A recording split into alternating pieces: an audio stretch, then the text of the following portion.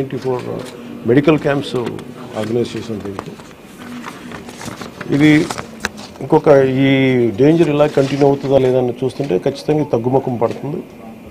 ఇది గాబరా పడాల్సిన అవసరం లేదు. అలాగే మేము సహాయ కార్యక్రమాలు పాపం అందరూ కూడా పిఆర్ పంచాయతీరాజ్ దగ్గర నుంచి స్టేట్ డిజాస్టర్ సిసోడియా గారి అధ్యక్షతన గౌరవ ముఖ్యమంత్రి చంద్రబాబు గారి ఆధ్వర్యంలో సహాయ కార్యక్రమాలు స్టేట్ డిజాస్టర్ మేనేజ్మెంట్ అలాగే నేషనల్ డిజాస్టర్ మేనేజ్మెంట్ అందరూ ఒకటే ఇన్ ట్యాండెం పనిచేస్తాం, కలిసి పనిచేస్తూ ఉన్నాం. సో ప్రతి దాదాపు ఈ సెంటర్కి 600 calls to 700 calls వస్తూ ఉన్నాయి. ఈ సెంటర్కి ఎక్కడెక్కడ ఇబ్బందులు ఉన్నాయంటే అడ్రస్ చేస్తూ ఉన్నాం. అతి తక్కువ సమయంలో ఇంత ఎఫెక్టివ్గా పనిచేయగలిగాం. కానీ భవిష్యత్తులో ఇలాంటివి జరగకుండా ఉండాలని మేమందరం కోరుకుంటున్నాం. అలాగే ఆ దిశగా పనిచేస్తాం.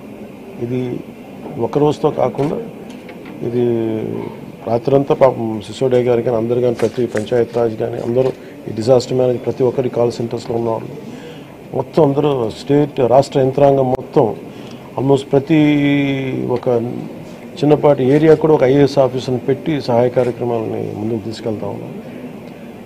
అలాగే సిసోడియా గారు కూడా ఆయన అహిర్నిస్లో లాస్ట్ ఒక 72 గంటలుగా ఆయనకి నిద్ర కూడా లేకుండా ఇక్కడే కూర్చొని మొత్తం అహిర్నిస్లు అందరూ అప్రమత్తంగా దీన్ని పర్యవేక్షిస్తూ ఉన్నాం. ఇప్పుడు దీన్ని అనలైజ్ చేసి ఇప్పుడు ఎవరి తప్పు వీటన్నిటికంటే కూడా మేము అంటే మా ముందున్నది మేము ఎంత సహాయ కార్యక్రమాల్లో పాల్గొనగలం. అలాగే నేను ఈ సమావేశం తరఫున ప్రైవేట్ వ్యక్తులు కూడా మన పత్రికా ప్రకటన ద్వారా నేను మిమ్మల్ని అప్పీల్ చేశాను.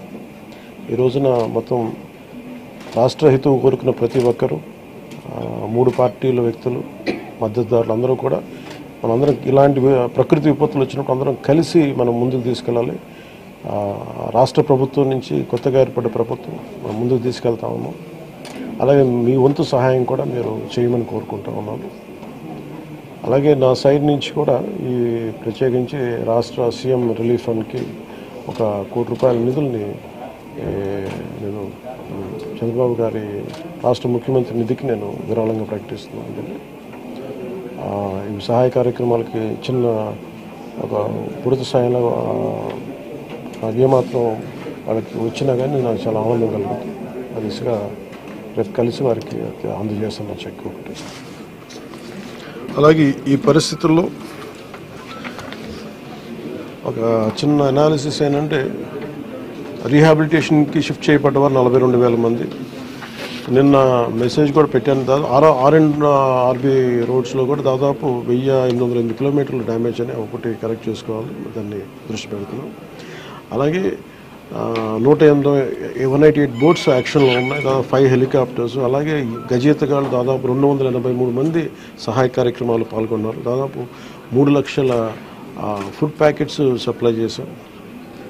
అలాగే ఈ కంట్రోల్ రూమ్ ప్రజలకు ఏదైనా సరే మీకు అత్యవసరమైన పరిస్థితుల్లో ఉండాలి అంటే ఇది 112 ఈ నెంబర్ కానీ అత్యవసర నెంబర్లు కానీ 1070. సో 112 మీరు ఎక్కడున్నా సరే విపత్తులు ఇరుక్కుపోయి ఏదైనా కష్టం ఏదైనా ఇబ్బంది ఉందంటే వెంటనే మేము స్పందిస్తాం. దానికి మీరు కంట్రోల్ రూమ్ నెంబర్ 112, ఇంకొక నెంబర్ 1070. ఇది కాకుండా 1800 4250 101. మళ్ళీ రిపీట్ చేస్తాను. కంట్రోల్ రూమ్ నెంబర్స్ 112 అదొక ఈ ఫోన్ కన్నా చేయండి, లేదంటే 1070కి ఫోన్ చేయండి.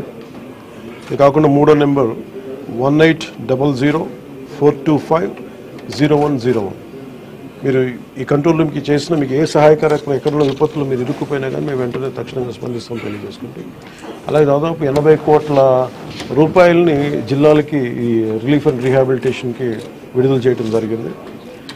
అలాగే ప్రతి ఒక్కరూ కూడా ప్రభుత్వం అభివృద్ధిని కాంక్షించే ప్రతి ఒక్కరూ కూడా నేను ఇదే కోరుకున్నా. ఈ ప్రకృతి విపత్తు సమయంలో ఇది నిందల కంటే కూడా ప్రజలకు మనం ఎలా చేయాలనే దృష్టిలో పెడతాం. భవిష్యత్తులో ఇలాంటి జరగకుండా ఉండాలంటే ఎలాంటి చర్యలు తీసుకోవాలని మేము క్యాబినెట్లో చర్చించి గౌరవ ముఖ్యమంత్రి గారి దృష్టికి తీసుకెళ్ళి దీనికి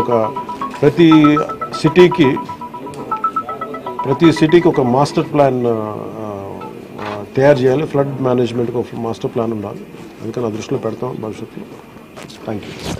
సార్ వరద ప్రాంతాల్లో మీరు ఏమైనా పర్యటించారు అంటే ఇది